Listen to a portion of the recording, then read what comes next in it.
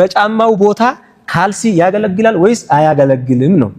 ሲጀመር በካልሲ ላይ ማበስ የሚባል መስአላ የለም። በካልሲ ላይ አብሶ መስገድ የሚባል የለም።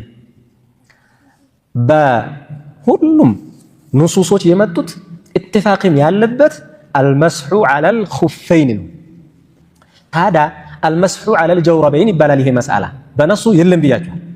አልመስሑ ዐለል ጀውረበይን የሚባለው ይሄ በመዝሐቦች ደረጃ እርግጥ ከሁሉም ከዛም መዝሐብ ከዚህም መዝሐብ ይሄም ይሆናል ምናምን የሚል ሙጅተሂድ ሊኖር ይችላል።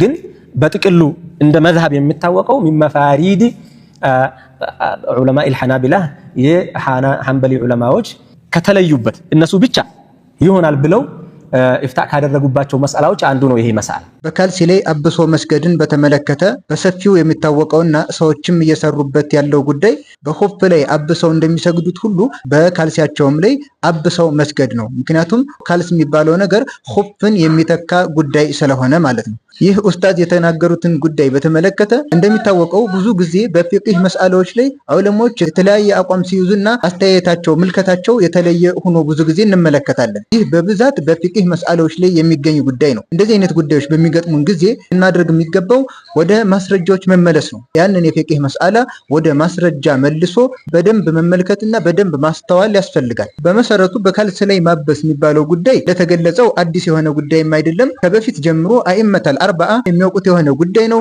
በነቢዩ ሰለላሁ ዐለይሂ ወሰለም ዘመንም የሚታወቅ የሆነ ጉዳይ ነው። ፉቃሃዎች ዘንድ አልመስሑ ዐለል ጀውረበይን በጀውረብ ላይ ወይም ደግሞ በካልሲ ላይ ማበስ ተብሎ የተቀመጠ ጉዳይ ነው። ጀውረብ የሚለውን እንደሚታወቀው በሉጋ እንደምትመለከቱት ሊፋፈቱ ሪጅል ብሎ ነው የሚፈስረው፣ የእግር መጠቅለያ መሸፈኛ።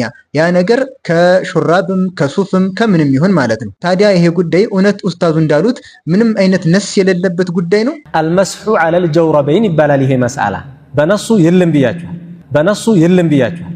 ምናልባትም በደንብ ካለማስተዋል የመጣ ነገር ሊሆን ስለሚችል ማስረጃዎችን እናመላክታለን። ከዛም በኋላ ሐዲሱን ضعيف መሆኑን ማምንበት ምናምን ያ ሌላ ጉዳይ ነው። ነገር ግን ሐዲሱ በዚህ መልኩ ቁልጭ ብሎ ተቀምጦ ነስ የለውም ይሄ ጉዳይ ብሎ መናገር ትንሽ የሚከብድ ጉዳይ ነው የሚሆነው። ሐዲሱን ስንመለከት አቡ ዳውድ በዘገቡት ዘገባ ላይ አነ ረሱላላሂ ሰለላሁ ዐለይሂ ወሰለም ተወضአ ወመሰሐ ዐለል ጀውረበይን ወነዕለይን ነቢዩ ሰለላሁ ዐለይሂ ወሰለም ውዱእ አደረጉና እግራቸው ላይ ሲደርሱ ወመሰሐ ዐለል ጀውረበይኒ ወነዕለይኒ። ተመልከቱ፣ ጀውረበይኒ የምትለዋን ቃል ማን የተናገራት? በነቢዩ ጊዜ ሙጊረቱ ብኑ ሹዕባ።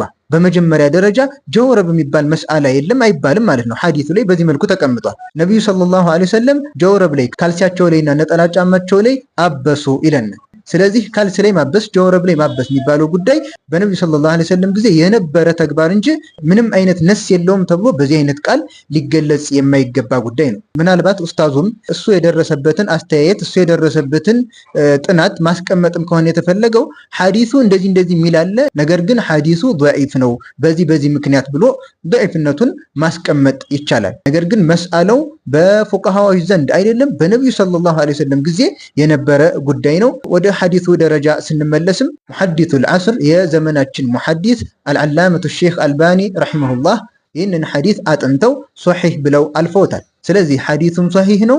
ነቢዩ ሰለላሁ ዐለይሂ ወሰለምም በካልሲ ማበስ የሚባለውን ነገር ተጠቅመውበት ሂደዋል ማለት ነው። ይህ ጉዳይ በነቢዩ ሰለላሁ ዐለይሂ ወሰለም ብቻ የሚያጠር አይደለም። የሚገርመው ከሰሃቦች ራሱ ብዙ ሰሃቦች ይህንን ነገር ይተገብሩበትና ይጠቀሙት ነበር። አቡ ዳውድ ራሳቸው በካልሲያቸው ሲያብሱ የነበሩ ሰሃቦችን ይዘረዝራሉ። እዛው የአቡ ዳውድ ዘገባ ላይ ምን ይላሉ? ቃለ አቡ ዳውድ ወመሰሐ ዐለል ጀውረበይኒ አልይ ብኑ አቢ ጣሊብን ወብኑ መስዑድን ወልበራ ብኑ ዓዚብ ወአቡ ኡማማ ወሰህል ብኑ ሰዕድን እያሉ በጀውረብ ላይ በካልሲ ላይ እያበሱ ሲጠቀሙ የነበሩ ሰሃቦችን ይዘረዝራሉ ማለት ነው። ከዚህም በተረፈ አሁንም ይህ ጉዳይ ፉቃሃዎች ዘንድም የታወቀ ጉዳይ ነው። ካልሲ ላይ ማበስን በተመለከተ ፉቃሃዎች ሶስት አይነት ምልከታ አላቸው። አንደኛ ሙሉ ለሙሉ በካልሲ ላይ ማበስ አይቻልም የሚል አቋም ሲሆን ይህም ለምሳሌ መጀመሪያ አካባቢ ኢማሙ አቡ ሐኒፋ የዚህ አይነት አቋም እንደነበራቸውና ከዛም እንደተመለሱ ከዚህ አቋማቸው ይነገራል። የኢማሙ ማሊክም የኢማሙ ሻፊዒም አቋም እንደሆነ ይነገራል ይህ ጉዳይ። ሁለተኛው አቋም ደግሞ በካልስ ላይ ማበስ ይፈቀዳል። ነገር ግን ካልሱ ረቂቅ ሳይሆን ቀጭን ሳይሆን ሶፊቅ መሆን አለበት፣ ወፍራም መሆን አለበት ብለው ሸርጥ አደረጉ። ይህ መዝሃብ ደግሞ የሐሰኑል በስሪ፣ የሰዒድ ብኑል ሙሰይብ፣ የኢማሙ አሕመድ፣ የፉቀሃኡል ሐነፊያ ወሻፊዕያ የእነዚህ ሁሉ መዝሃብ እንደሆነ ይነገራል። ይህንን ጉዳይ መሳኢሉ አሕመድ ላይ፣ አልመጅሙዕ የኢማሙ ነወዊ ኪታብ ላይም በሰፊው መመልከት ይቻላል። በካልስ ላይ ማበስን በተመለከተ ሶስተኛው አቋም ደግሞ ሙሉ ለሙሉ ካልሱ ወፍራምም ይሁን ቀጭን ማበስ ይቻላል የሚል ነው። ትክክለኛውም ከማስረጃ አኳያ ይኸው አቋም ነው። ቅድም የጠቆምኳችሁ ኪታብ ላይም ራጂህ አድርጎ ከማስረጃ አኳያ አጣርቶ ያስቀመጠው ትክክለኛ አቋም በካልስ ላይ ማበስ ካልሱ ወፍራምም ይሁን ቀጭን ይቻላል የሚለውን አቋም ነው። ስለዚህ ጉዳዩ እንደተገለጸው ምንም አይነት ነስ የሌለበት ሳይሆን በዚህ መልኩ በሰፊው የሚታወቅና ነቢዩ ሰለላሁ ዐለይሂ ወሰለም የሰሩበት፣ ሱሐቦች የሰሩበት፣ ፉቃሃዎች ሁሉ የሚያውቁት የሆነ መስአላ ነው። ወደ ፉቃሃዎች ስንመጣ በካልስ ላይ ማበስን በተመለከተ በዚህ አይነት መልኩ ሰፋ ያለ ልዩነትን ልናገኝ እንችላለን። በየትኛውም የፊቅህ ጉዳይ ላይ እንደምናደርገው ኺላፋቶች ቢበዙ፣ ልዩነቶችን ቢበዙ ወደ ማስረጃ መለስ ብለን ማስረጃ የሚደግፈውን ይዘን መጓዝ ነው የሚጠበቅብን። በዚህም መስአላ ላይ በካልስ ላይ ማበስን በተመለከተ በደንብ ማስረጃዎችን ለተመለከተና ለተከታተለ ሰው በካልስ ላይ ማበስ ምንም የማያደናግርና የማያሻማ የተፈቀደ ጉዳይ መሆኑን ይመለከታል። መስአላው ይህንን ይመስላል ማለት ነው። ነገር ግን በሌሎችም ፊቅህ ነክ ጉዳዮች ላይ የሆነን ጉዳይ ስናነሳ ሌሎችን ረግጠን አንድ አቋም ብቻ እንዳለ አድርጎ ማቅረብ ለሰሚም የሚያደናግር ነገር ስለሆነ ያሉትን አቋሞችና የተሰነዘሩ ሀሳቦችን አስቀምጦ ከማስረጃ አኳያ ይሆናል ያለውን ነገር ማስቀመጥ ይጠበቃል ማለት ነው። ለማንኛውም ጉዳዩ የፊቅህ ጉዳይ ነው። ተባጉድ፣ መጠላላት ምናምን ነገር የሚያመጣ ጉዳይ አይደለም። ነገር ግን በሁሉም ነገር ወደ ቁርአንና ሐዲስ ወደ ማስረጃ ልንመለስ ይገባል። ፈሩዱሁ ኢለላሂ ወረሱል እንደተባለው ማለት ነው። ወሰላሙ አለይኩም ወረሕመቱላሂ ወበረካቱ።